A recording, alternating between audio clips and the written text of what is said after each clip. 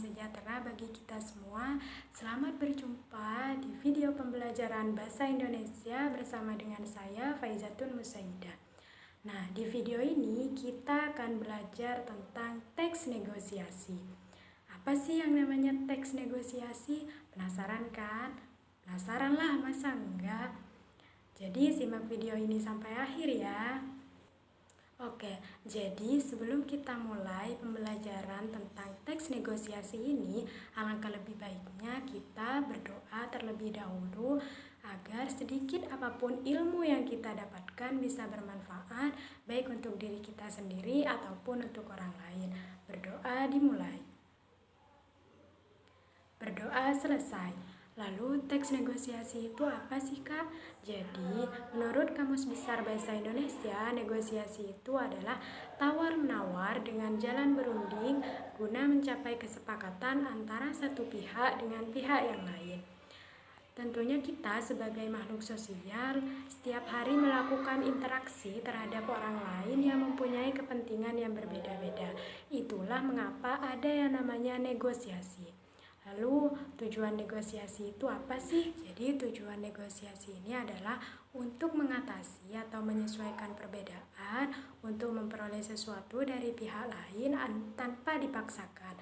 Negosiasi ini dilakukan untuk mencapai kesepakatan yang dapat diterima oleh kedua pihak dalam melakukan transaksi misalnya atau menyelesaikan masalah sengketa dan perselisihan pendapat.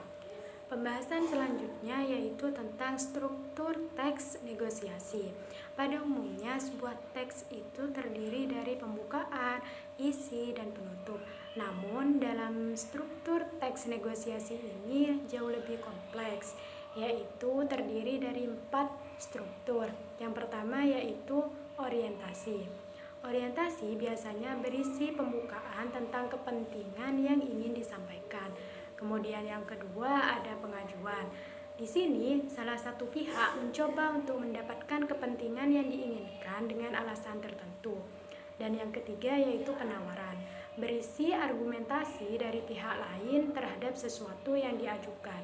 Dan yang keempat yaitu ada persetujuan. Berisi kesepakatan dari kedua belah pihak.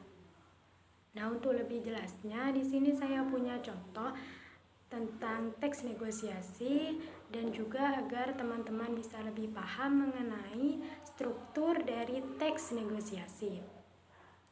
Nah, dalam contoh teks negosiasi tersebut terdapat percakapan antara penjual dan pembeli. Artinya, dalam contoh tersebut merupakan contoh dalam hal jual beli, yang mana kita akan menelaah struktur teks dari contoh tersebut. Kita mulai dari struktur teks yang pertama yaitu orientasi. Terdapat dalam kalimat pertama yang bunyinya seperti ini. Bu, saya mau beli gitar ini. Berapa harganya? Harganya 750.000, Nak. Nah, itu termasuk dalam struktur teks yang pertama yaitu orientasi. Kemudian struktur teks yang kedua yaitu pengajuan. Nah, bunyi kalimat dalam contoh tersebut yaitu sebagai berikut. Apakah boleh kurang, Bu? Nah, itu termasuk dalam pengajuan.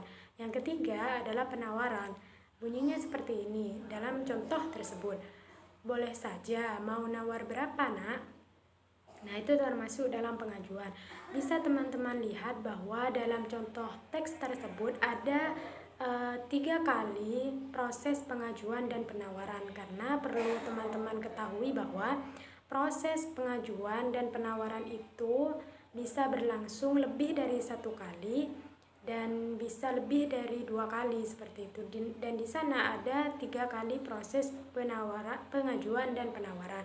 Kemudian yang terakhir yaitu persetujuan dan sudah ada kesepakatan di antara kedua belah pihak, yang mana dalam kalimat tersebut contoh teks tersebut ada pada kalimat oke deh Bu, saya setuju, ini uangnya ya. Nah, itu sudah masuk dalam kesepakatan yang mana sudah termasuk dalam struktur teks negosiasi.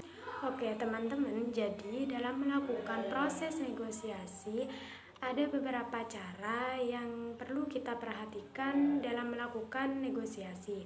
Di sini saya punya 4 cara. Yang pertama yaitu dalam menyampaikan pengajuan maupun penawaran kita harus menggunakan bahasa yang sopan. Dan yang kedua yaitu tidak menekan pihak lain. Yang ketiga, saling menguntungkan antara kedua belah pihak. Dan yang terakhir yaitu disertai dengan alasan. Kemudian pembahasan yang terakhir yaitu teks negosiasi dapat ditemukan dalam 3 bentuk.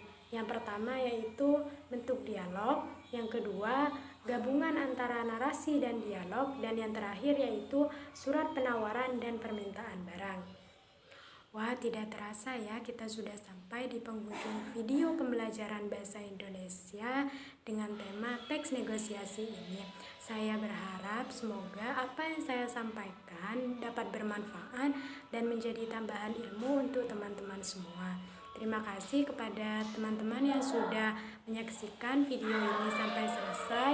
Sekian dari saya, kurang dan lebihnya saya mohon maaf. Wassalamualaikum warahmatullahi wabarakatuh.